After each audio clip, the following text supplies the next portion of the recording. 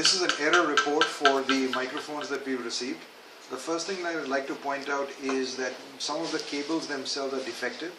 If you look closely at this particular cable, that you can see that there is a naked part and the inside wire is being exposed, which is obviously a major defect.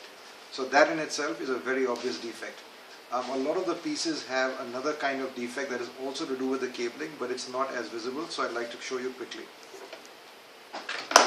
This is the radio that we are using for connecting with the speaker microphone cable, and on this radio, when I press the push to talk, you can see the transmit button, red comes on, and when I release the push to talk, the light is off. So again, red means the radio is supposed to be transmitting, and when the LED is off, the radio is in standby mode.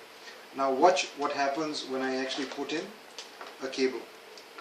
This is another microphone, not the first one that I showed you, and you can see something very strange. I've just connected the speaker microphone jack. The push to talk of the radio is off.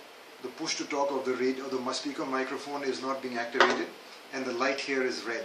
So the radio is transmitting even though neither of the push to talk buttons are being pressed. Now if I move the cable like this, it stays on. If I move the cable down, the radio now stops transmitting. So obviously this cable is highly defective, because depending on the position of the jack or the cable, you actually have the automatic transmission being triggered, which is completely wrong. The radio should only be transmitting when this push to talk is pressed or this push to talk is pressed from here. So there is something in the cabling over here that is making the radio transmit when it is not supposed to. And this kind of error we have observed in about 15 to 20 of the 25 microphone sets that we have. So we would like to find a solution.